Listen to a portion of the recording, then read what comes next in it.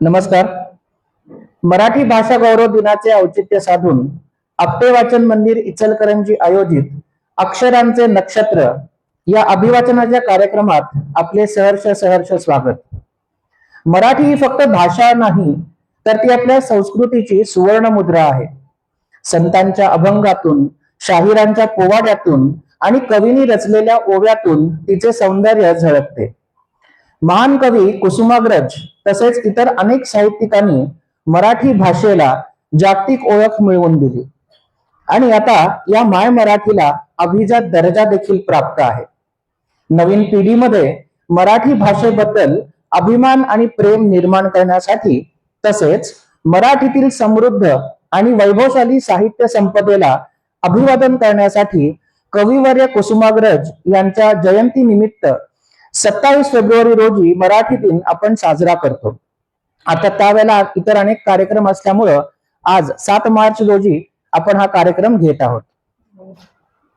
मराठी साहित्यात कविता, कथा, कादंबरी, लोकसाहित्य, नाटक, ललित, प्रवास वर्णन असे अनेक साहित्य प्रकार आढळतात. प्रत्येक साहित्य प्रकार मानवी भावना, विचार आणि अनुभव वेगवेगळ्या पद्धतीने मांडतो. काळानुसार आणि समाजातील बदलांनुसार हे साहित्य प्रकार विविध साहित्यिकांनी विकसित केले. त्यातील काही निवडक साहित्य प्रकारांचे अर्थात मराठीतील या नक्षत्रांचे अभिवाचन इथे होणार आहे. तर सुरू करूयात अक्षरांचे नक्षत्र. यातील पहिले नक्षत्र आहे ललित साहित्य. ललित साहित्य हा मराठीतील एक रसाळ आणि भावपूर्ण साहित्य प्रकार आहे. यात निसर्ग, दैनंदिन जीवन, मनातील सूक्ष्म भावना आणि मानवी नात्यांचे सुंदर वर्णन आढळते. ललित निबंध, स्मरणचित्र, प्रवास वर्णन, शब्दचित्र हे त्यातील काही प्रकार. या ललितामधीलच एक आणखी प्रकार म्हणजे व्यक्तिचित्र अर्थात चरित्र. सूर्य, चंद्र, तारे आणि प्रकाश त्यांचं एक अतूट नातं असतं. याच नात्यांचा दिव्य आविष्कार महामानव घडवीत असतात. अंधाराविरुद्ध लढणं हा त्यांचा ध्यास असतो आणि तोच त्यांचा धर्म असतो. अंधारात फरक एवढाच की एक अंधार निसर्गनिर्मित असतो तर दुसरा मानवनिर्मित असतो. महामानवांची वैशिष्ट्य हे की ते काळोखाचे भय न बाळगता वेदनांचे काटे तुडवीत तुमच्या माझ्या जीवनात चैतन्याचं चांदणं निर्माण करतात. लोककल्याणासाठी ते मृत्यूपर्यंत मरण यातना सहन करतात आणि मृत्यूनंतर आपल्या कार्यकर्तृत्वामुळे चिरंतन चैतन्याचं लेणं बनतात. खरे तर त्यांची विचारधारा हीच समाजाची चैतन्य स्तोत्रे असतात. काळाच्या ओघात ही स्तोत्रे विस्मृतीत जाऊ नये म्हणून ती पुन्हा पुन्हा आठवावी, वाचावी आणि जगावी लागतात. त्याच हेतूनं डॉक्टर यशवंत पाटणे यांनी अनेक महापुरुषांच्या जीवनचरित्राचा आदर्श चैतन्याचं चांदणं या पुस्तकातून मांडला आहे. मराठी भाषा गौरव दिनाच्या निमित्तानं या कार्यक्रमाची सुरुवात आम्ही या पुस्तकातील वि. वा. शिरवाडकर अर्थात कुसुमाग्रज यांच्या जीवनचरित्राने करत आहोत. नद्या सुंदर आहेत, डोंगर सुंदर आहे, पण त्याहून सुंदर आहे तो माणूस. म्हणूनच माथ्यावर आभार व पायाखाली रस्ता घेऊन माणसांसाठी जगावंसं वाटतं. हे उत्कट उद्गार आहेत कविवर्य कुसुमाग्रजांचे. कुसुमाग्रज म्हणजे माणसाविषयीची स्नेहधारा सदैव पाजरत असलेले रसरशीत व्यक्तिमत्व. कुसुमाग्रज या नावाने त्यांनी गाविलेही कोणी. वि. वा. शिरवाडकर नावाने ललित रंग लेखन केलं तर तात्यासाहेब नावाने माणसांच्या मैत्रीत जगले. तात्यासाहेब हे मराठी मातीला तेजाळ अस्मिता देणारं अक्षरांचं नक्षत्र आहे. भाऊसाहेब खांडेकरांनी त्यांचा मानवतावादी कवी म्हणून सार्थ गौरव केला आहे. भाऊसाहेबांनंतर तब्बल 14 वर्षांनी मराठी भाषेला तात्यासाहेबांनी ज्ञानपीठ पुरस्कार प्राप्त करून दिला व रसिकांच्या प्रेम पर्जन्याचा अनुभव घेतला. नाशिक जिल्ह्यातील निफाड तालुक्यातील शिरवाडी हे तात्यासाहेबांचे गाव. 27 फेब्रुवारी 1912 ही त्यांची जन्मतारीख. तात्यासाहेबांच्या जन्मवर्षातच त्यांचे वडील रंगनाथराव वकिलीची परीक्षा उत्तीर्ण झाली व एका सरस्वती उपासकांच्या आगमनाने शिरवाडकर कुटुंबावर लक्ष्मी प्रसन्न झाली. तात्यासाहेबांचे मूळ नाव गजानन, पण वामनराव शिरवाडकर कुटुंबाने त्याला दत्तक घेतल्याने गजाननाचे ते विष्णू झाले. दत्तक देताना वडिलांनी शिक्षण पूर्ण होईपर्यंत मुलगा माझ्याकडेच राहील अशी अट घातली नसती तर तात्यासाहेब जमीनदार शिरवाडकर झाले असते. पण त्यामुळे मराठी मातीचा गौरव करणारे नाटककार शिरवाडकर मात्र आपल्याला भेटले नसते. नियतीचा महिमा म्हणतात तो हाच. तात्यासाहेबांनी नाशिकच्या नावाला नवलाई प्राप्त करून दिली. याच पवित्र भूमीत त्यांचे शालेय आणि महाविद्यालयीन जीवन घडले. स्वतःचे संपादन असलेल्या शालेय हस्तलिखितामध्ये त्यांच्या पहिल्या कवितेनं जन्म घेतला. त्यावेळी त्यांना अधिक वेड होते ते नाटकाचे आणि क्रिकेटचे. तोंडाला रंग फासून त्यांनी 1-2 नाटकात कामही केले. त्यांनी कोणत्या तरी एका नाटकात तू शेवटी तुझे दात माझ्याच घशात घातलेस असे म्हटल्याने सारे प्रेक्षागृह हास्य कल्लोळात बुडाले आणि तात्यासाहेबांनी नाटकाचा नाद सोडून दिला. ते कवितेकडे वळले. महाविद्यालयात असताना ध्रुव मंडळातर्फे त्यांचा जीवनलहरी काव्यसंग्रह प्रकाशित झाला. राम गणेश गडकरी हे त्यांचे दैवत. गडकऱ्यांच्या साहित्य खजिन्यावर त्यांचा साहित्य पिंड पोचला गेला. BA ची पदवी संपादन केल्यावर त्यांना सिनेसृष्टीच्या मायाजालाने आकर्षित केले. सती सुलोचना चित्रपटात त्यांनी लक्ष्मणाची भूमिका केली, पण लक्ष्मणाप्रमाणेच चित्रपटाच्याही वाट्याला वनवासच आला आणि तात्यासाहेब वृत्तपत्रसृष्टीकडे वळले. दैनिक सकाळच्या प्रभा साप्ताहिकात नोकरीला लागले, पण एका ठिकाणी ते रमले नाहीत. साप्ताहिक स्वदेशमुळे ते नाशिकात स्थायिक झाले. मधल्या काळात दैनिक प्रभातमध्ये स्थिरावले होते, रमले होते. 12 जुलै 1939च्या रात्री टेलिप्रिंटरवर एक युद्धजन्य प्रक्षोभक राजकीय बातमी आली. तात्यासाहेबांचे रक्त सळसळले, लेखणी सरसावली आणि क्रांतीचा गरजा जय जयकार हे अजरामर स्फूर्तिकाव्य जन्मास आले. डमडमच्या तुरुंगात या नावाने ते ज्योत्स्ना मासिकात झळकले. मानवी मने थरथरली आणि कवी म्हणून त्यांचा बहारीचा काळ सुरू झाला. विशाखा काव्य संग्रहाने त्यांना उदंड कीर्ती मिळवून दिली. काव्याबरोबरच त्यांनी कथा, कादंबरी, नाट्यलेखन केलं. नटी सम्राटने त्यांना रसिकांचा राजा बनवलं. एक कवी, कलावंत आणि मनस्वी माणूस म्हणून लोकांनी तात्यासाहेबांवर उदंड प्रेम केलं. लोकसंवाद ही त्यांच्या लिखाणाची कच्ची सामग्री होती. त्यांनी मनमुरादपणे सामाजिक जीवनाचा, निसर्गाचा आस्वाद घेतला व अत्यंत कल्पकतेने व कलात्मकतेने ते साहित्यातून मांडला. आशयात त्यांनी विविधता जपली. उघड्या कोरांपासून ते निधड्या नेत्यांपर्यंत, गवताच्या पात्यापासून ते क्षितिजापर्यंत, गटार गंगेपासून ते सूर्य चंद्र नक्षत्रापर्यंत त्यांनी लीलया संचार केला. तात्यासाहेबांच्या साहित्य सेवेचा सन्मान पुणे विद्यापीठाने विविध पदवी देऊन केला, तर साहित्य संस्कृती मंडळाने गौरव वृत्ती प्रदान करून सत्कार केला.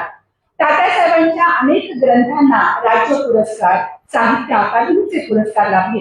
त्यांच्या नावाने कार्यरत असलेल्या कुसुमाग्रज प्रतिष्ठानच्या माध्यमातून साहित्यिक, वाचनालये आणि आदिवासी मंडळांना प्रोत्साहन मिळाले आणि अजूनही मिळते आहे. हा तात्यासाहेबांचा खरा गौरव होता. तात्यासाहेबांच्या केवळ एका पत्रावर शिरवाडे गावची सरकारी दप्तरात तात्काळ पाणी योजना तात्काळ मंजूर झाली आणि गावात गंगा अवतरली, ही त्यांची शब्दक्रिया आहे. नाशिक सार्वजनिक वाचनालयाचे अध्यक्ष असताना तात्यासाहेबांनी साहित्य व सांस्कृतिक उपक्रमाबाबत शासनाची उदासीनता यशवंतराव चव्हाण यांच्या नजरेस आणून दिली. ते म्हणाले, चित्रातील सरस्वतीच्या हातात वीणा आहे, पण प्रत्यक्षात आज सरस्वतीच्या हातात झोळी आहे. यशवंतरावांबद्दल तात्यासाहेबांना विशेष आदर होता.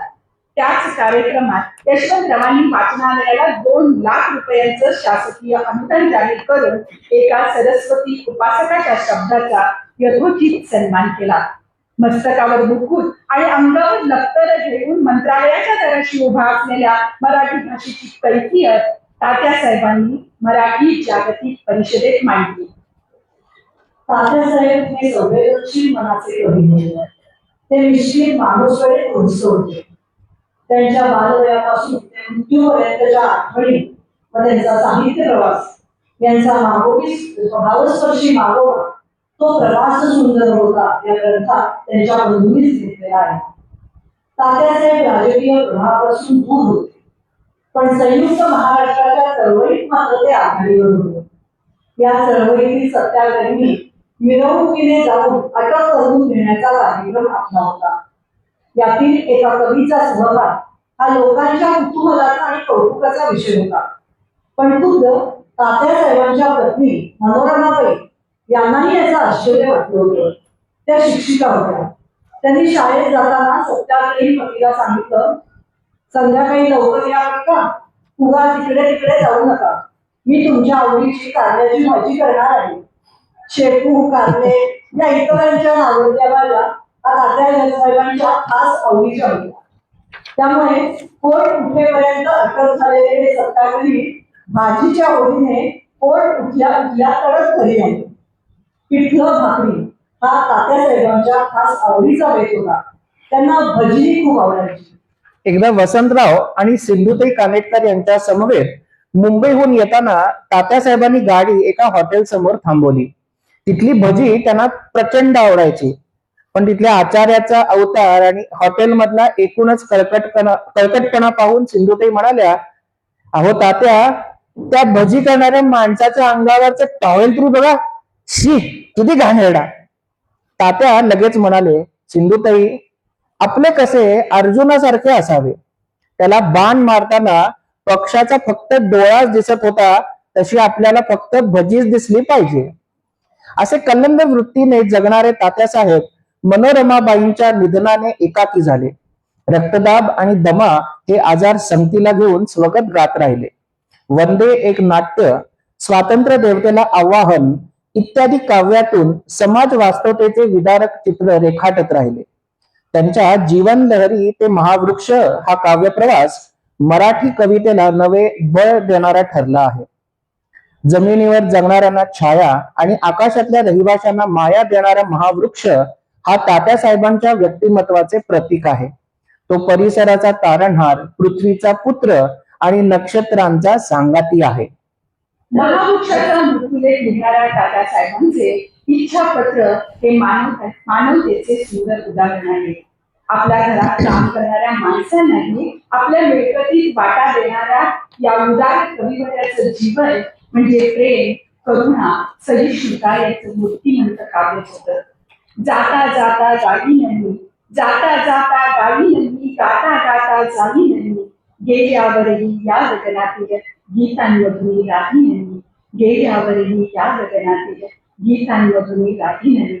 हे काव्य बोल तात्यासाहेबांनी आपल्या शब्दज्योतीने त्यांनी मानवी मनातले अग्निकण फुलवले.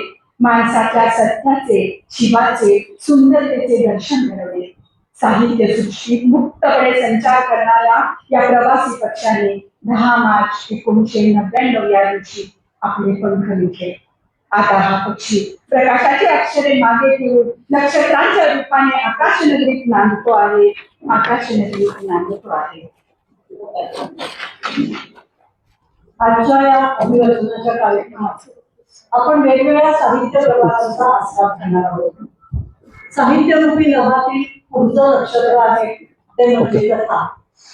कथेचे विविध प्रकार आहेत. लघुकथा, दीर्घकथा, ग्रामीण कथा, शैली कथा, उद्बोधक कथा इत्यादी आहेत. पण ग्रामीण कथा म्हटलं की आपल्या समोर प्रकर्षानं एक नाव येतं, ते म्हणजे माननीय शंकर पाटील यांचं. 2024 हे शंकर पाटील यांचं जन्मशताब्दी वर्ष आहे. शंकर पाटलांची कथा हे मराठी भाषेचं एक अमोल लेणं आहे. त्यांची कथा केवळ मनोरंजनासाठी नाही, तर त्यात सामाजिक जाणीव आणि चिंतन देखील आहे. त्यांची कथा ऐकताना आणि वाचताना आपण अनेक वेळा बालपणात रमतो. वळून बघता क्षणभर मागे, स्मरले क्षण ते खासं. वळून बघता क्षणभर मागे, स्मरले क्षण ते खासं. आठवणीतून रमवून मला अन बालपणाचा वास. चला तर ऐकूया ज्येष्ठ ग्रामीण कथाकार शंकर पाटील यांची त्यांच्याच वळीव या कथा संग्रहातील शाळा ही एक कथा. शाळा. 10 वाजले तसं एक एक पोर जमू लागलं. अजून शाळा उघडली नव्हती म्हणून वरांड्यातच पाटी दप्तर टाकून पोरं हुदुल्या घालत होती. शाळेमागच्या मोकळ्या मैदानावर आट्यापाट्या, हुतुतू, लंगडी हे खेळ चालले होते. जोडीला आरडाओरडा होता, भांडणं होतीच. कोणी पाय घसरून पडत होतं, दुसऱ्याला टांग मारून पाडत होतं. एवढ्यात घंटा झाली. तसा पोरांनी कालवा केला. त्यांचे खेळ थांबले.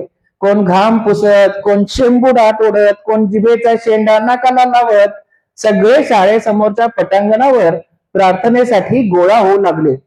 पण पोरींचा जिबल्याचा खेळ मात्र अजून चाललाच होता. तोच हेडमास्टर तिथे येऊन बसले. येऊन म्हणाले, ए आंबाबायांनो, घंटा ऐकायला येत नाही काय? तशा पोरी डाव टाकून एकीपेक्षा एक धावू लागल्या. त्यांना बघून पोरं कुजबुजली, खॅट करून हसली. मग हेडमास्टर पुन्हा सगळ्या शाळेतनं एक चक्कर टाकून 2 पोरांना कानाला धरून घेऊन आले. त्यांना बघून एक हास्याची लाट याकडे त्याकडे पण भाग गेली. एक मास्तर पुढे येऊन अगदी सुखी चेहऱ्यानं पण गंभीर आवाजात म्हणाले, प्रार्थना सुरू झाली. पुढची पोरं तेवढी इमानानं म्हणत होती. त्यांच्या मागची नुसती तोंड हलवत होती आणि सर्वात शेवटची तोंड चुकून नुसत्या किल्ल्या बावल्या करत होती. ही हेडमास्टरची टोपी बघ कशी दिसतीये, कशी टोपी. आणि मग हसू बाहेर पडू नये म्हणून बाकीची पोरं तोंडाला घट्ट मिठी मारून उभी होती. त्यातनं हे हसू आवडेनाचं झालं म्हणजे सगळ्याच्या पुढच्या टोकाला गोळा करून ती तोंडात कोंबत होती. आणि मध्ये मध्ये हेडमास्टर दात बोट कापून खाऊन खेचतच होते. ए लेका, कुणीकडे बघायला लागलायस? तिकडे काय मुरली नसते काय? समोर बघून प्रार्थना नाही. प्रार्थना कशी कशी एकदाची संपली आणि पोरं आपापल्या वर्गात कोंडली गेली. इयत्ता दुसऱ्या इयत्तेची पोरंही वर्गात आली. मास्तरही आत शिरले.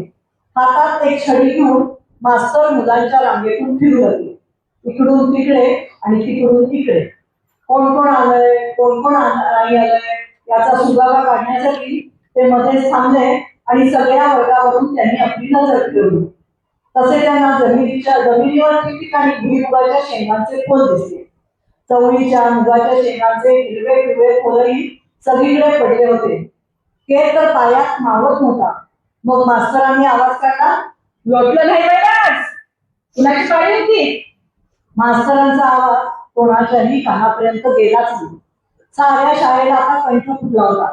पलीकडच्या वर्गातून बेडुक्कर ओढ्याला ही कविता गावाबाहेरच्या ओढ्यातल्या बेडकाला सुद्धा ऐकायला जात होती. आणि या दुसरीच्या वर्गात तर चांगली 7वीच्या 74 पोरं होती. त्या साऱ्यांची तोंड सुरू होती, कळी सुरू होत्या. कोण आपल्या नाकातला शेंबू दुसऱ्याच्या अंगाला पुसत होता, कोण इकडे तिकडे बघायचं सोंग करून चिमट काढत होता, कुणाच्या कापडाच्या बघायला पेन्सिली जात होत्या. आणि वर्गात आल्याबरोबर भुईला खडून आखून काचा कवड्यांनी खेळणाऱ्या पोरीचं अगं तुग तर जोर सुरू होते. म्हणून मास्तर काय बोलले कुणालाच काही कळलं नाही. मास्तर पुन्हा पुन्हा विचारत होते आणि ते काय म्हणतात हे ऐकायला येईना म्हणून 1-2 शहाणी पोरं म्हणत होती, अरे थांबा की लेकानो, मास्तर काय म्हणतात ऐका की जरा. ऐका की जरा. ऐका. मग मास्तर खुर्ची टेबलाकडे गेले. हातातली छडी जोरात टेबलावर आपटत ते खचून ओरडले, बोलू नका, आवाज बंद करा. रेडिओचा व्हॉल्यूम कमी करावा तसा आवाज खाली आला. मग मास्तरांनी मोठ्या आवाजाने विचारलं, आज लोटण्याची पाळी कोणाची आहे? मास्तर, आज नाऱ्याची पाळी आहे. कुठं आहे तो नाऱ्या? आला नाही तो आज. मग मास्तर जरा बुचकळ्यात पडले.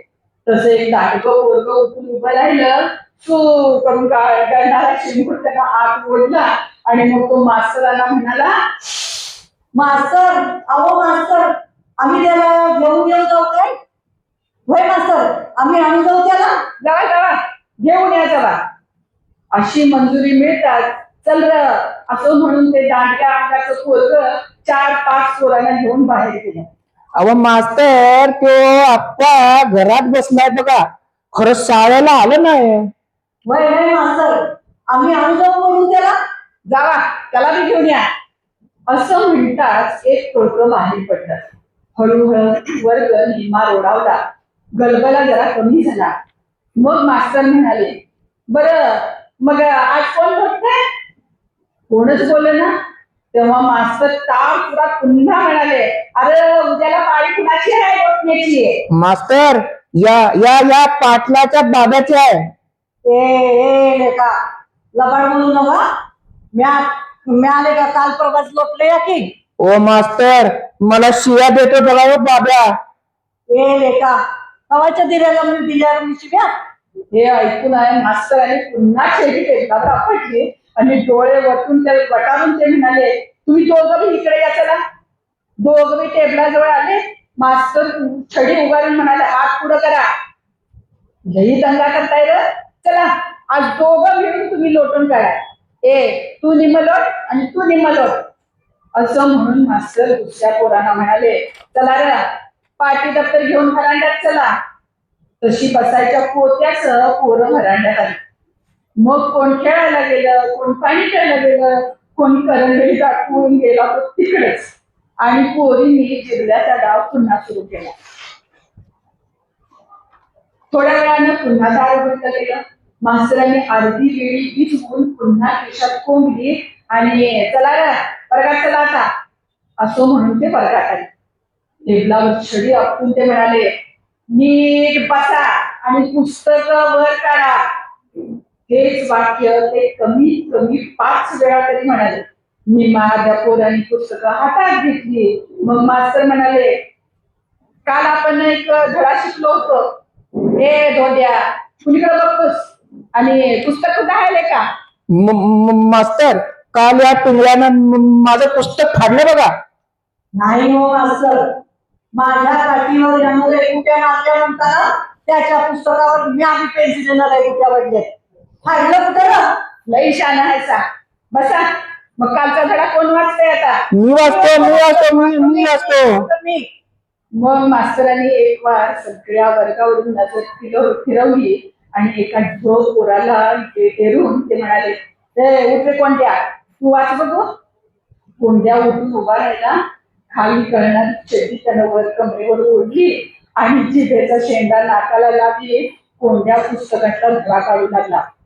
तसे मास्तर ओरडले, अरे सापडताय का नाही धडा? कोंड्या जागचा एकदम हल्ला. त्याने एक डोळा मास्तराच्या छडीकडे आणि दुसरा पुस्तकाकडे लावला. त्याला पान सापडेना. त्याचा फायदा मास्तरांनी तात्काळ घेतला. छपकन एक छडी त्याच्या पायावर मारली. तसं त्याचं पुस्तक खाली पडलं. ते उचलून घ्यायला कोंड्या खाली वाटला तेव्हा मास्तरांनी त्याच्या पाठीत एक बुक्की घातली आणि ते म्हणाले, बस खाली बस. दुसरं कोण वाचतंय रे? तू वाच, तू वाच. असं म्हणून आणखीन एक कपाळात वर्ग त्यांनी उठवलं. आता मात्र पोरं घ्यायला येते. आवाज बंद होता. मास्तर पुन्हा म्हणाले, वाच. पोरानं पुस्तक वाचायला तोंडाजवळ घेतला. एवढ्यात एक पोरगा आता शाळेला आलं. त्यानं वर्गात पाठ ठेवल्याबरोबर सगळी पोरं त्याच्याकडे बघून हसायला लागली. त्याच्या एका हातात पाटी दप्तर होतं आणि दुसऱ्या हातात फुकणी होती. त्याला बघून मास्तर म्हणाले, आत्ता शाळेला आलास काय? कुठं गेलता इतका वेळ? म्हशीला घेऊन गेलतो. आणि ही फुकणी कशाला आणलीस? आईनं लवकर वाढलं नाही म्हणताना तिची फुकणीच घेऊन आलो बघा. त्याबरोबर सगळ्या वर्ग हसू लागला. मास्तराने लगेच टेबलावर छडी आपटली आणि सगळीकडे आई मिळी गुपचूप झाली. पोरानं वाचायला आरंभ केला. पान 37. लेखा 37 काय? 37. काय आहे बघ. अरे कशावर 7 आहेत? मास्तर 5वर 7 आहे ती. मग लेखा 5वर 7 किती आहे? असं म्हणून मास्तरांनी जोराने टेबलावर छडी आपटली. तसं पोरग दानपट्ट्याला 3 जागी हल्लं. त्याच्या तोंडात शब्द फुटना. मास्तर आणि ओरडले, 5वर 1 पासून म्हण बघू. म्हणतो की 5वर 1 51, 5वर 2 52, 5वर 5 55, 5वर 6 56, 5वर 7 57. मग 5वर 7 किती आहे? 5वर 7 57च की. आणि काय? असा पोराला पेच पडला आणि तोंडाच्या तोंडात फुटफुटण्याचं सोंग करून तो गप्प राहिला. मग आणि एक थप्पड लागून मास्तर म्हणाले, 5वर 7 57 म्हण. 57 57 मास्तर 57. असं पोरग म्हणतात मास्तर खालच्या आवाजात म्हणाल. मग वाच धडा आता. पान 57 धडा 51 8 18 मग चलगणाची साला आमची साला. बस शाळेत बस. तोच एक पोरग उठून उभं राहिलं आणि मास्तरांना कलमी दाखवून म्हणाल, मास्तर लग्नी लग जाऊ. जा. तशी आणि पोरं उठली. त्यांनीही कलमी दाखवून विचारलं. मास्तर मी आधी जाऊ. मास्तर आता मात्र कावले. त्यांनी एक डोळा सुला केला. मग त्यातलं एक पोरग म्हणाल, मास्तर लई लागल्या हो. जावा जावा. पान 57 धडा 18 आमची साळा. एवढ्यात नाऱ्याला बोलवायला गेलेली पोरं परत आली. त्यांचा लोंढा एकदम पाण्यानं मुसंडी मारावा असा आत आला. त्यातलं दांडगं पोरग म्हणाल, मास्तर ओ मास्तर ते नाऱ्या म्हणतो मी नाही जा. आणि मास्तर आम्हासनी काय पाहिजे ते आईवरनं शिया बी दिल्या बघा त्यानं. असं केला. बर बसा आता. पोरानं पुन्हा पहिल्यापासून वाचायला आरंभ केला. तसे एक पोरग म्हणाल, ओ मास्तर आता मी वाचू काय. वाच तू वाच आता. मास्तर अहो मास्तर बाहेर पोरगी बघा. मास्तर व्हरांड्यात गेले आणि पोरींच्याकडे बघून मोठ्यानं ओरडले, ए मरकायानो आता पुरं करा की डाव. चला वर्गात या. येऊ शिरी घेऊन. पोरी डाव टाकून वर्गात आल्या. मास्तरही आत आले आणि म्हणाले, पुस्तक खाली ठेवा आणि आता पाट्या हातात घ्या बघू. मास्तर पुन्हा म्हणाले, पाट्या घ्या आणि आका धावली. ओ मास्तर यो शिंग्या पाठीवर थुकतोय बघा. पाठीवर चुकीला पोचवायला. असं म्हणून मास्तराने आपला हात थंड करून घेतला. मास्तर आकायला पट्टी नाही बघा. मास्तर पेन्सिल बी नाही. मग काही नुसती धोपटी घेऊन आलायचं काय. आता बोलू नका. मास्तर अकलं. मास्तर आम्ही वाचलं. आता पुस्तकात बघून 10 ओळी शुद्ध लेखन काढा बघू. असं म्हणून मास्तर खुर्चीवर जाऊन बसले. त्यांनी आपले पाय टेबलावर पसरले आणि खुर्चीच्या पाठीला चांगलं रेलून बसून त्यांनी आपले डोळे झाकले. मास्तरांनी डोळे झाकतात पोरांनी पाट्या बाजूला ठेवल्या. पोरीने भुईवर काचा कवड्याचा डाव मांडला. निम्मी पोरं बाहेर सटकली, निम्मी आत राहिली. तेवढ्यात पिंट्या ओरडला, मास्तर ओ मास्तर तो गण्या खाली बसला बघा. तुम्ही शिक्षा दिली होती ना. मास्तर दचकले. जागवून त्यांनी विचारले, काय रे एवढं का ओरडतोस. अहो यो गण्या खाली बसला बघा मास्तर धरलेला अंगठ सोडून. मास्तरांची आता झोपमोड झाली होती. ते चिडून म्हणाले, तो बसला होता हे बघायला तू कशाला गेला होतास. आता तू उठ. उभा राहा. धरा इथं. पिंट्याला त्यांनी अंत धरायला लावलं. मग मास्तर खुर्चीवरून उठले. हातात छडी घेऊन ते इकडं तिकडं फिरू लागले. मध्येच त्यांना गणेश चतुर्थीच्या वर्गणीची आठवण झाली. ते म्हणाले, अरे पोरांनो ते गणेश चतुर्थीची पट्टी आणली आहे का कुणी. मास्तर आमची आई म्हणती मास्तर असली पगार असतो या त्या पगारात गणपती आणायला सांगाले ना. मास्तर आमचं बा म्हणतो या आमच्या घरात गणपती बसवतात. तेच बघा मास्तर असं घेऊन ये. अरे सण साजरा करायचा आहे. पट्टी आणली पाहिजे आणि एक आणा अट्टी पाहिजे. एक आणा पट्टी काय जास्त आहे बरं. तेव्हा सगळ्यांनी उद्या पट्टी आणायचीच. तक्रारी बंद झाल्या. तसे मास्तर म्हणाले, आता काढा शुद्ध लेखन काढा. आणि पुन्हा त्यांनी खुर्चीवर बसून टेबलावर पाय पसरले आणि त्यांच्या डोळ्यावर हळूहळू झापड आली. मास्तर अहो मास्तर उठा. कोण आलंय बघा. आलंच. मास्तरांनी डोळे उघडले. पाहतात तो काय त्यांचे एवढच त्यांच्या समोर दत्त म्हणून उभे होते. मास्तर चमकले. गडबडीने उठून त्यांनी हात जोडले. एवढ तोपर्यंत गुरगुरले. मास्तर वर्गात झोपा काढता वाटतं. मास्तरांनी मान खाली घातली तर येऊन टेबलावरची छडी हातात घेतली. ते संतापाने लाल गुंग होऊन म्हणाले, छडी मास्तर, तुम्हाला कायदा माहित आहे की नाही? नाही नाही साहेब, मी मारत नाही छडीनं, नुसती टेबलावर आपटतो. पुढे बोलू नका.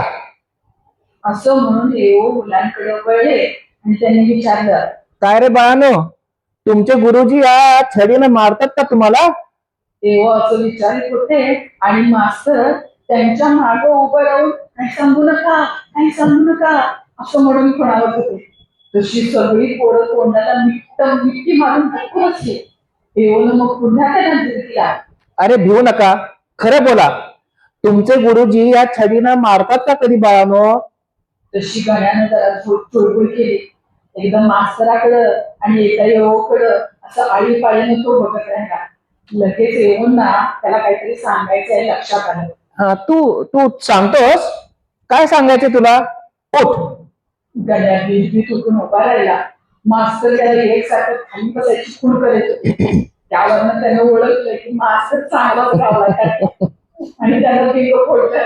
गण्या म्हणाल, वय वय वय मारत्यात, लई मारत्यात. देव संतप्त होऊन मास्तराच्याकडे बघत राहिले. एवढ्यात सकाळी आपल्याला बोलायला गेलेली पोरं आत्ता वर्गात आली. देवनं त्यांना विचारलं, कुठे गेला होता तुम्ही? आपल्याला बघायला गेलो होतो. मग आला नाही तो? नाही, का? तो पण म्हणतोय मास्तर मारत्यात आम्हाला, ही आता शाळाच पुरव. देवचा राग आता ऐकून इतका अनावर झाला की तो इंग्रजी भाषेतूनच सुरू जाऊ लागला. तशी एवढी चाहूल संबंध शाळेला लागली. मग हेडमास्टर समोर आले.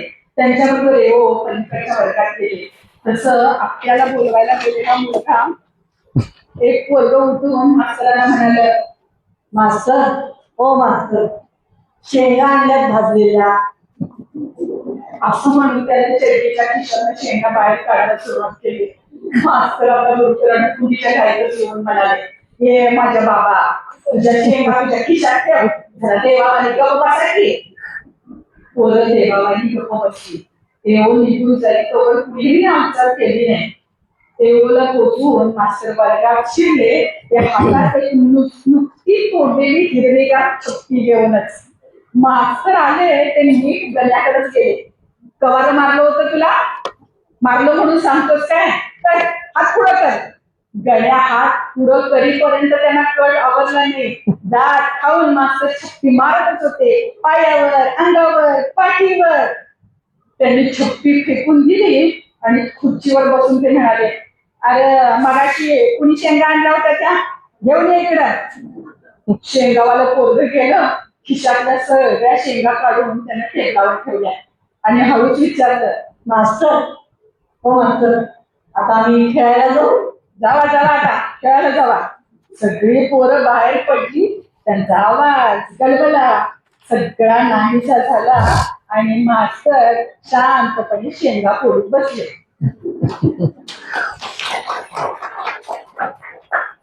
रंगभूमी ही कला, भावना आणि विचारांची सुंदर अभिव्यक्ती आहे. नाटकाच्या माध्यमातून समाजातील अनेक विषय, मानवी नाती, संघर्ष, आनंद, दुःख आणि वास्तव रंगमंचावर जिवंतपणे साकारले जाते. संवाद, अभिनय, नेपथ्य आणि संगीत यांच्या साह्याने प्रेक्षकांपर्यंत विचार पोहोचवले जातात. नाटकाचे अनेक प्रकार आहेत, जसे संगीत नाटक, प्रहसन, सामाजिक आणि ऐतिहासिक नाटक आणि एकांकिका. यातील आणखीन एक प्रकार म्हणजे बालनाट्य. बालनाट्य हे मुलांसाठी सादर केले जाणारे नाटकाचे एक रूप आहे. सोपी भाषा, मजेदार प्रसंग, कल्पनारम्य कथा आणि संस्कार व मूल्ये रुजविणारा संदेश यामध्ये असतो. ज्येष्ठ नाटककार प्रकाश पारखी लिखित ठेच लागल्याशिवाय हे बालनाट्य आणि अर्थातच आमचं पुढील नक्षत्र सादर करीत आहोत, ठेच लागल्याशिवाय. अरे आले का सगळे? जरा शांत बसा. ए, कशाला बोलवलंयस? आज काय गडबड आहे एवढी? सांगतो सांगतो सारं काही सांगतो. हे बघा मित्रांनो, गणेशोत्सव 1 महिन्यावर आला आहे. यावर्षी आपल्या वाडीनं गणेशोत्सवाची जबाबदारी आपल्यावर म्हणजे वाडीतल्या मुलांवर सोपवली आहे. हे तुम्हाला आता माहितच आहे.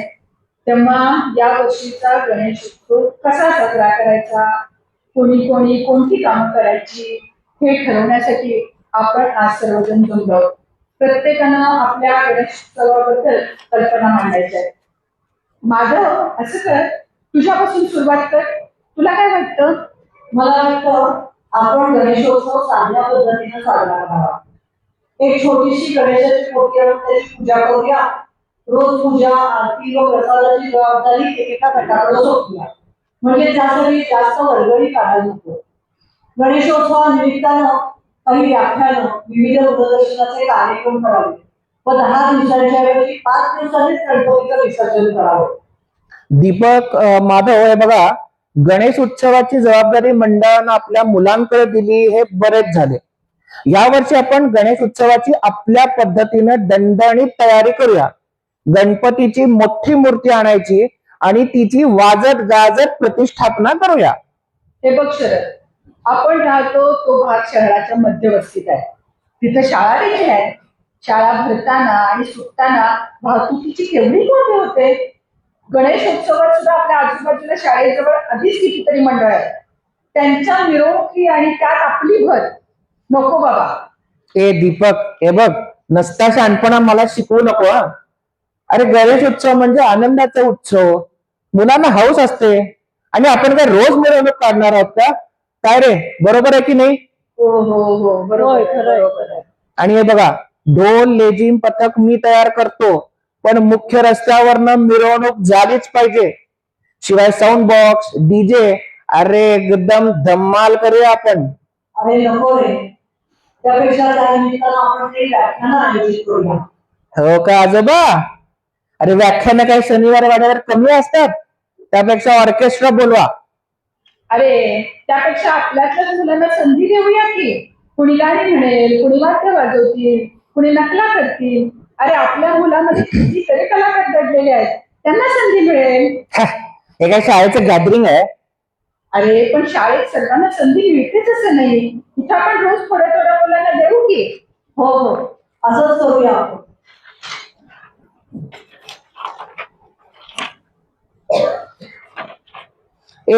ते काही जरी झालं ना तरी एक दिवस ऑर्केस्ट्रा झालाच पाहिजे. आपण असं करूया का की 5 दिवसात 2 दिवस व्हिडिओ प्रदर्शन, 2 दिवस व्याख्यान आणि 1 दिवस ऑर्केस्ट्रा. 2 गट करूया. शरद, तू आणि हे दोघे, तुम्ही मिरवणूक व्यवस्था बघा आणि ऑर्केस्ट्राचं नियोजन करा. ठीक आहे, ठीक आहे. हे बघ, अशी सॉलिड मिरवणूक काढतो की बस. बर, किमान 2 पोती गुलाल आणायचा. हे बघ, गुलाल आणखी तो वाडीच्या बाहेर उधळायचा. अरे, सगळी वाडी गुलाल नाही झाली पाहिजे. दुसऱ्या दिवशी वाडी साफ पण तुलाच करावी लागेल. मग आम्ही सगळी मुलं वाडीचं पटांगण साफ करणार आणि तू गुलाल टाकून ते परत घाण करणार होय. काय नाही घाणत. पालिकेचे सेवक आणि कशाला आहेत मग?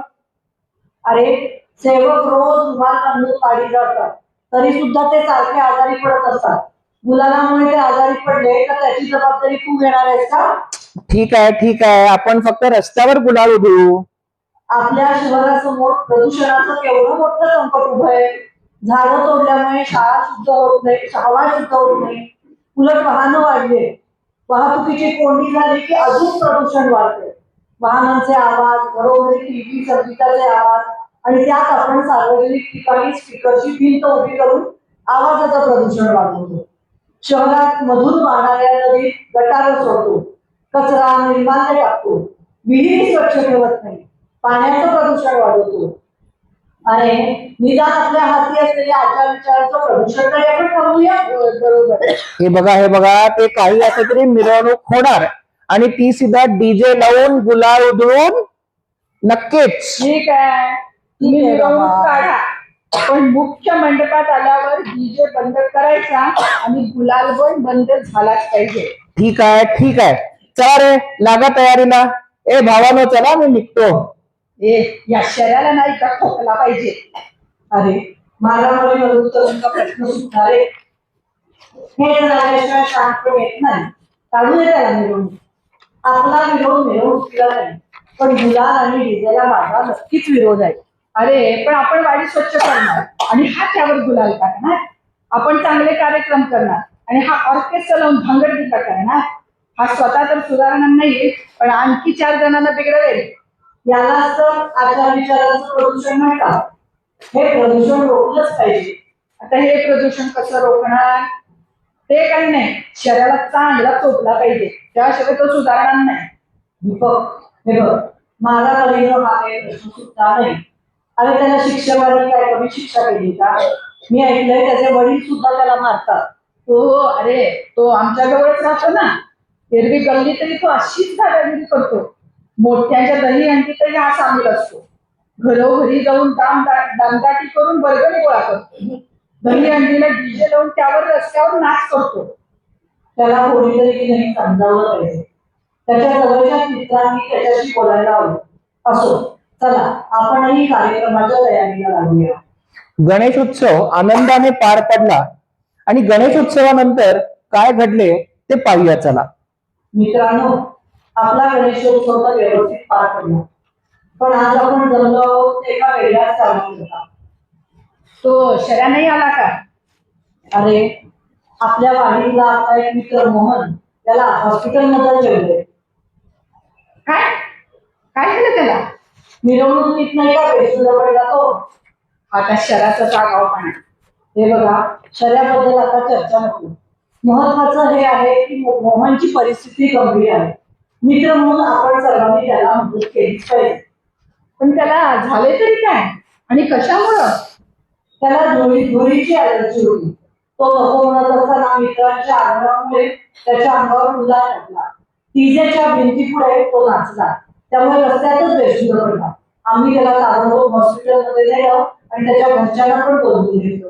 अरे होय रे, मला सुद्धा त्रास झाला त्या गुलालाचा. आणि तर काल तर काहीच ऐकू येत नव्हतं, कानात दड बसल्यासारखं झालं. अरे कितीतरी मुलांना खोकल्याचा त्रास सुरू झाला. मला आता पण येतो. आणि मिरवणुकीमुळे वाहतुकीची कोणती झाली ती वेगळीच.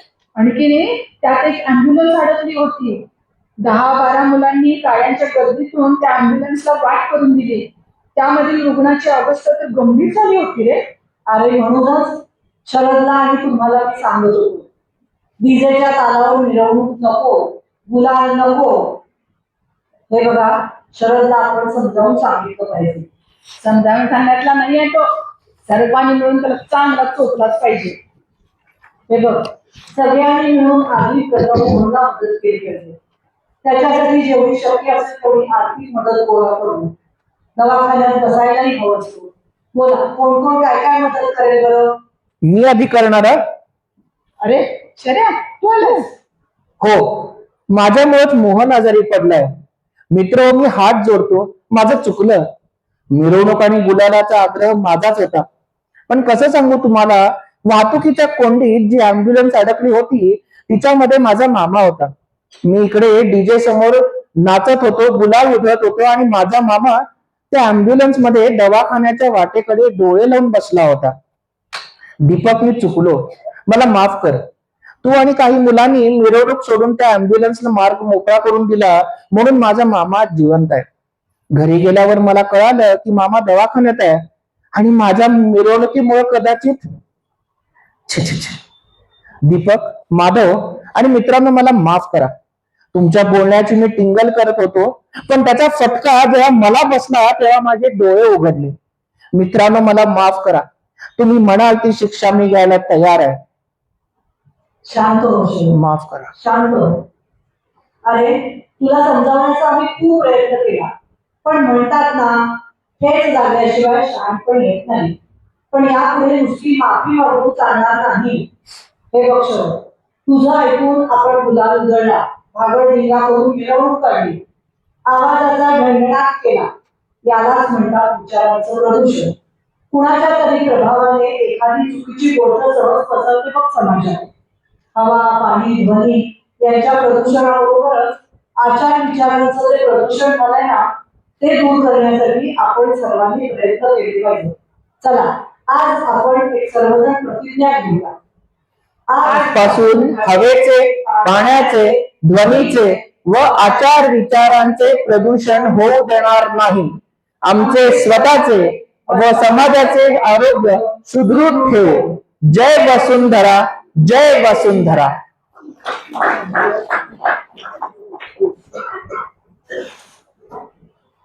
कथा हा साहित्य प्रकार नुकताच आपण पाहिला.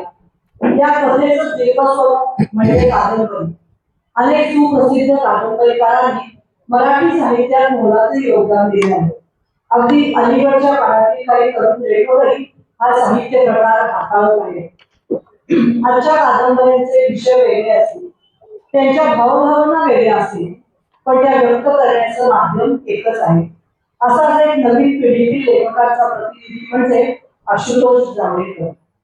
त्यांच्या 20, 30, 40 या पुस्तकात 20तला अरिन, 30तली माही आणि 40च्या तेजसची ही गोष्ट आहे. तशी म्हणाल तर आपल्या सगळ्यांचीच ही गोष्ट आहे. 20 असू दे, नाहीतर 30 असू दे, नाहीतर असू दे 40. पुरून होतात ती फक्त नाती. चला तर ऐकूया 20, 30, 40 ओळख. ती मालिका घरात सगळे असताना हॉलच्या टीव्हीवर तरी नक्कीच बघता येत नसे. ते परदेशी समुद्र किनारे आणि त्याला शोभेच्या विलायती मॉडेल पोरी बघत बघत तो सोफ्यावरच झोपलेला.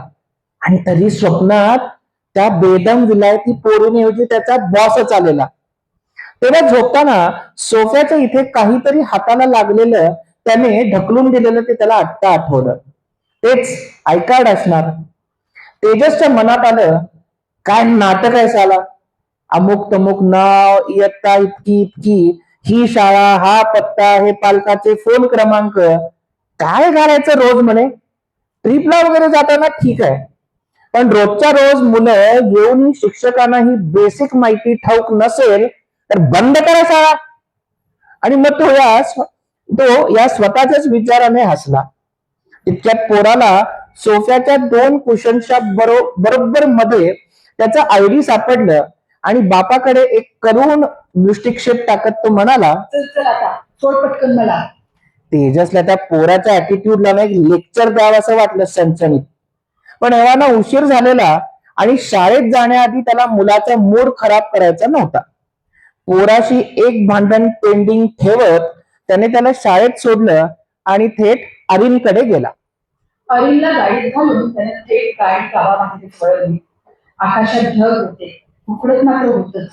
तेजसनं गाडीचा एसी फुल सुरू ठेवलेला. त्याचा आवाज जास्त येत होता. गाडी तापलेली होती ती तशीच राहिली. कुठे नेतोस मला तेजसदा? अरिननं आश्चर्याने विचारलं. त्याला वाटलेलं की जायचं असेल जवळ कुठल्या तरी कॅफेत, पण तेजस तर लांब चक्कर मारण्याच्या बेतात होता. तेजस नजर समोर ठेवे स्टेअरिंगवरचा हात गच्च दाबत म्हणाला, काय एवढा अपॉइंटमेंट आहे? चल मुकाट. अरे माझ्या नाही आहे, पण तुझ्या गळ्यातलं तुझं कंपनीचं कार्ड बघून मला वाटलं तुलाच पुढे ऑफिसला जायचंय. अरिननं हळू आवाजात उत्तर दिलं. तेजसनं पाहिलं तर खरंच गळ्यात कार्ड होतं. पोराचं आय कार्ड सुरू होतं तेव्हा नेहमीच्या सवयीला तेजसनं गळ्यात त्याचं कंपनी कार्ड घातलेलं होतं. या कंपनीचा तर शिट. असं म्हणत तेजसनं 2 दणकट शिव्या हाणल्या आणि ते गळ्यातलं कार्ड काढून पेशानं मागच्या सीटवर फेकून दिलं. अरिन एकूण मूळ झोपत चुपच बसला होता. त्याने माहीला मात्र व्हॉट्सअपवरून हे सगळं लगेच कळवलं. माहीनं लिहिलं, अरे अरे मूड नसले त्याचा, तू शांत राहा थोडा वेळ. गाडी लावूया? काहीच घाबरतच अरिननं विचारलं. लाव लाव कुठली प्लेलिस्ट. तेजस गुरगुरला. अरिनला लावायचं होतं अरिजित सिंगचं गाणं, पण चुकून मिका सिंगचं डिंक चिका हे डिंक चिका असे उदात्त काव्यात्मक शब्द असलेलं गाणं लागलं. तेजसनं मान वळवत एकदा असं काही रोखून बघितलं की अरिनं गाणं थांबवलं. नेहमी काही तो असं पडतं येत नसे, पण तेजस हा त्याच्या प्रेमाचा माणूस होता आणि प्रेम असलं की समजूतही घेणं हे आलेच. मग थोड्या वेळानं ट्रॅफिक कमी झालं. गाडीतली हवा जरा गार झाली. बाहेरच्या झाडं झुडपं दिसू लागली. तशी तेजसनं स्वतःच गाणं लावलं, सावनी शेंडेचा ओरड कल्याण. ती सुरावट अरिनला प्रसन्न वाटली. तेजसचा मूल जरा जरा त्या सुराबरोबर फुलत गेला. तेव्हा ना त्याची गाडी गाव सोडून हायवेला थोडा वेळ चालवून आता आपल्या छोट्या रस्त्याला गेली होती. या रस्त्याला आता अजिबात वाहनांची गर्दी नव्हती. 2-3 मोजकी गावामध्ये लागली तिथेच. आणि मग एका उंच डोंगराच्या कडेला तेजसने गाडी थांबवली आणि तेजस म्हणाला, अरे चल, इथे बेस्ट चहा मिळतो या कडेच्या टपरीत. आम्ही ट्रेकिंग करायला यायचो ना ऑफिस मधले, तेव्हा इथेच चहा प्यायचो. चल चल. तेव्हा ना ढग खाली अगदी जवळ आले होते आणि बारीक पाऊस पडू लागला होता. गोड कल्याणची बंदिश मागे सुरू होतीच. सजन दिन मावळी घरी. तेजसला वाटलं की असं बावळेपण अनेक कारणांनी माणसाच्या वाट्याला येतो. केवळ साजन भेटला नाही म्हणून थोडेसे अपुरे पण भेटतात. किती कारणं असतात आणि अनेकदा किती संदिग्ध आपल्यालाही न उमजणारी असतात. अनिल उतरला, गाडीतून खाली उतरला. त्याने हात पाय मोकळे केले जरा आणि मग त्या टपरीच्या दिशेने तरातरा निघालेल्या तेजसच्या खांद्यावर हात ठेवून म्हटलं, तेजसदा थांब रे, आधी मला सांग बघू काय झालं ते. तेजसला एकदम त्या स्पर्शाची माया जाणवली आणि त्याला आतून बरं वाटलं. त्यानं गाडीकडे परत जात खिडकीतून डोकं आत घालत त्याचा आयकाय बाहेर काढलं आणि उंचावून धरला आणि म्हणाला, अरे कधी कुठल्या आयकार्डला तू बांधून राहू नकोस. माझी अख्खी ओळखच या कार्ड पुरती होत चालली रे. सतत काम, डेडलाईन आणि तरी आमच्या सरांची रागवा रागवीच. अरिंदला ते कार्ड हातात घेतलं, शांतपणे वाचलं. त्याला लक्षात आलं की आज भूमिका पालटून त्याला तेजसचा दाता व्हायला लागणार आहे. दोघं पुरुष मग काही बोललेच नाही. अरिंदनं चहा घेतला.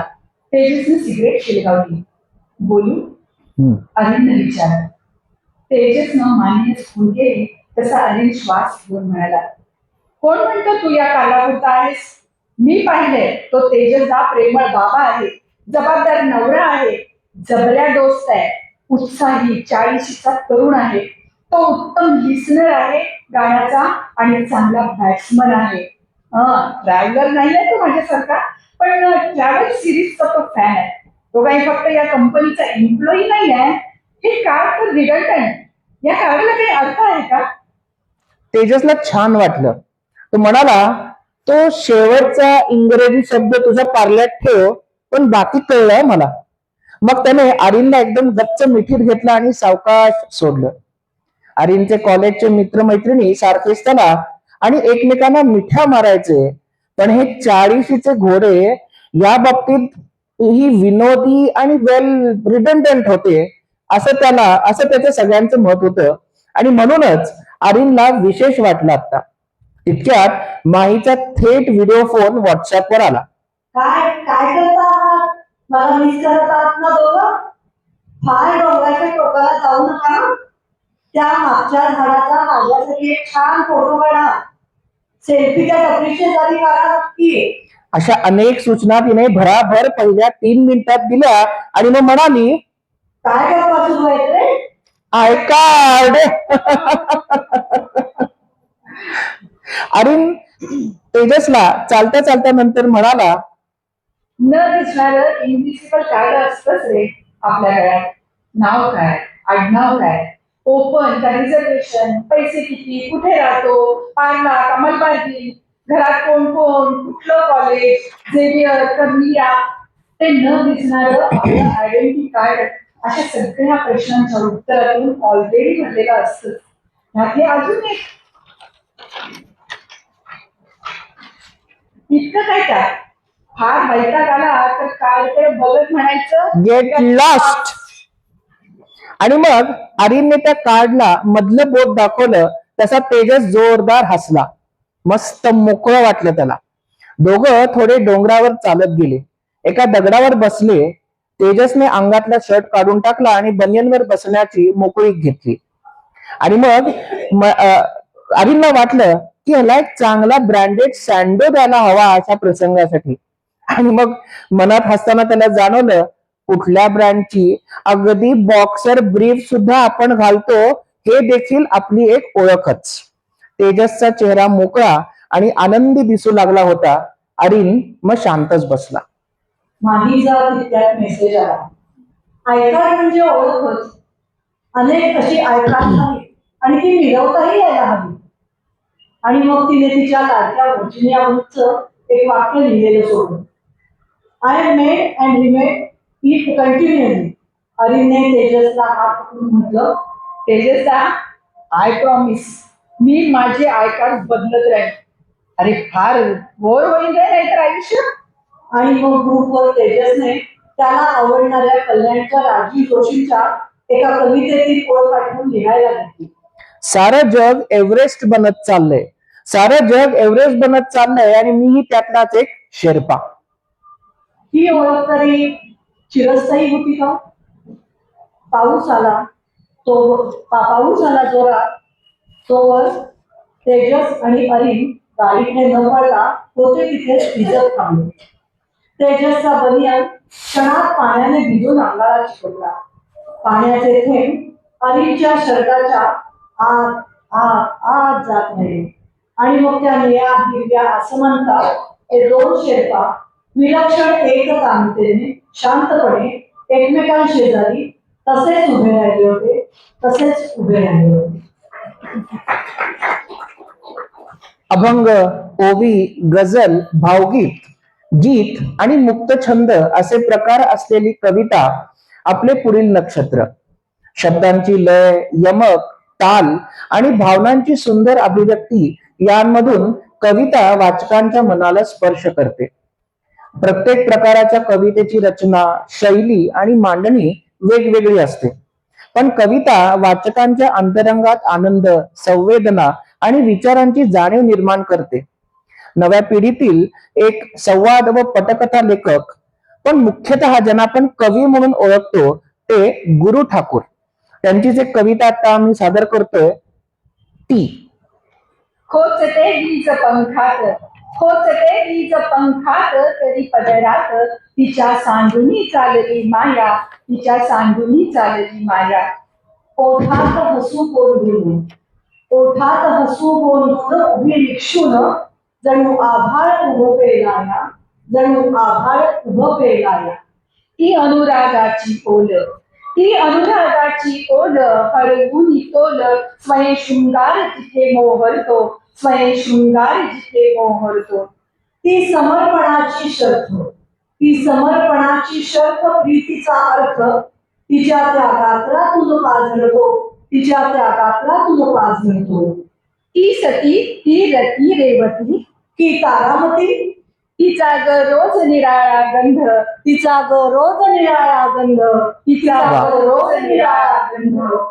ती नदी मत्त मोकळी, ती नदी मत्त मोकळी, जी आतून जळी, तोडण्यास सज्ज रुढीचे बांधव, तोडण्यास सज्ज रुढीचे बांधव. वा. मराठीला अभिजात दर्जा प्राप्त झाला, पण तो टिकवायचा असेल तर पुढे काय? कुसुमाग्रज, वि स खांडेकर, पु ल, वपू, अत्रे, शंकर पाटील, विंदा करंदीकर, भालचंद्र नेमाडे इत्यादी ज्येष्ठ साहित्यिकांनी आपल्या दर्जेदार लिखाणाने मराठी साहित्य समृद्ध केले आणि त्याचे जतन केले. पण आता पुढे काय? इंग्रजी शाळा, भाषा, किंडल सारखी आधुनिक वाचन माध्यमे आणि पाश्चात्य संस्कृती जी आपल्याकडे वेगाने फोफावत आहे, ते पाहून मराठी भाषा आणि एकूणच वाचन संस्कृतीबद्दल वाटते की हे सगळं लोक तर पावणार नाही ना. आणि मग पुढे काय? काळजी करू नका, आजच्या नवीन पिढीतील हे साहित्यिक वेगळ्या तऱ्हेनं पण त्याच तन्मयतेनं मराठीचा प्रवास पुढे घेऊन जात आहेत. त्यांचा रंग, ढंग, शब्द कदाचित वेगळे असतील, पण मराठी प्रतीचा भाव आधीच्या साहित्यिकांप्रमाणेच तो निर्मळ आहे. त्यामुळे यापुढे ही मराठी भाषा अशीच बहरेल याची शाश्वती मिळत आहे आपल्याला. मराठी साहित्यात काळ रात्र आली असे वाटत असताना हे नवकवी आणि नवलेखक एक नवीन पहाट आणि प्रसन्न सकारात्मक सकाळ आपल्या लेखणीने कुठेतरी जीवन येत आहेत. पण त्यासाठी जागरूक राहून एक सुज्ञ मराठी वाचक म्हणून आपणही एक पाऊल पुढे उचलले पाहिजे. तरुण कवी संकेत म्हात्रे यांच्या तिथे भेटू मित्रा या कविता संग्रहातील याच आशयाच्या एका अर्थपूर्ण कवितेने आम्ही या अभिवाचनाचा समारोप करत आहोत. कवितेचे शीर्षक आहे ही सकाळची वेळ खूप महत्वाची आहे मित्रा. ही सकाळची वेळ खूप महत्वाची आहे मित्रा. स्वप्नांच्या थंड पाकळ्या आकांक्षेच्या पाण्यात दिसतात. स्वप्नांच्या थंड पाकळ्या आकांक्षेच्या पाण्यात दिसतात. आपल्या सुकलेल्या पापण्यांवर त्यांना कुणीतरी ठेवून जातं. आपल्या सुकलेल्या पापण्यांवर त्यांना कुणीतरी ठेवून जातं आणि जाग येते. अगदी अलगद. तेव्हा सकाळ होते. जेव्हा आपल्या डोळ्यात एका नव्या सूर्याचा जन्म होतो. जेव्हा आपल्या डोळ्यात एका नव्या सूर्याचा जन्म होतो. जेव्हा दिवस आधी देहात उगवतो आणि मग देहाबाहेर. वा. जेव्हा दिवस आधी देहात उगवतो आणि मग देहाबाहेर. म्हणूनच ही सकाळची वेळ खूप महत्वाची आहे मित्रा. ही सकाळची वेळ खूप महत्वाची आहे मित्रा. या वेळेला वहीतल्या पानासारखं जपून ठेव. या वेळेला वहीतल्या पानासारखं जपून ठेव किंवा जपून ठेव एखाद्या भेटवस्तूप्रमाणे. खिशात ठेव घडी करून रुमालासारखं किंवा फायलीत टाक इतर कागदांसोबत. पण सोडू नकोस या वेळेला. पण सोडू नकोस या वेळेला. आणि दिसली नाही सकाळ तरी सुगंध दरवळेल तिचा. तो भरून घे श्वासात मनसोक्त. तो भरून घे श्वासात मनसोक्त. आणि जमल्यास तुझ्या खिडकीतून फक्त वर बघ. तपस्वी झाडांकडं, तेजाळलेल्या फुलांकडं, मऊ शार आभाळाकडं आणि हलक्या उंच क्षितिज रेषेकडं. एक उबदार सत्य दिसेल तुला कोपऱ्याच्या दिव्यासारखं. एक उबदार सत्य दिसेल तुला कोपऱ्याच्या दिव्यासारखं. हृदयात फक्त सूर्योदय होत असतो. सूर्यास्त कधीच होत नाही. म्हणून ही सकाळची वेळ खूप महत्वाची असते मित्रा. म्हणून ही सकाळची वेळ खूप महत्वाची असते मित्रा. नको पाऊस बातम्या, नको पाऊस बातम्या, टाळ बटबटी होळीचं वर्तमानपत्र. वा. नको ऐकूच ट्रॅफिकचा आवाज. नको विचार करूस बिलांचा. नको विचार करूस बिलांचा. लोनच्या हप्त्यांचा पगाराचा. प्रश्नांना विलीन होऊ दे शेवटच्या सरोवरात. तू डोळे मिट. तू डोळे मिट. ऐक तुकारामाचा अभंग. वा. तू डोळे मिट. ऐक तुकारामाचा अभंग किंवा ज्ञानेश्वरीच्या पक्ष्यांच्या तोंडून ऐक चटणीचं स्माईल किंवा ज्ञानेश्वरी पक्ष्यांच्या तोंडून तू ऐक चटणीचं स्माईल. ओठांचे पंख फुलो फुलपाखरांसारखे. ओठांचे पंख फुलो फुलपाखरांसारखे तुझ्या सर्वांगावर सकाळचं अमृत सांगेल. त्यात भिजत राहा तोवर जोवर अश्रू पडत नाही ब्रह्मांडाचा कालावर. बुद्धाचे शांत मिटलेले डोळे घे. बुद्धाचे शांत मिटलेले डोळे घे. मग डोळे उघड आतून अकंठ भरजरी झाल्यावर. पण लक्षात ठेव ही तुझ्या देहातली पहिली सकाळ आहे माझ्या मित्रा. आणि ही सकाळची वेळ फार महत्वाची आहे मित्रा. आणि ही सकाळची वेळ फार महत्वाची आहे मित्रा. धन्यवाद.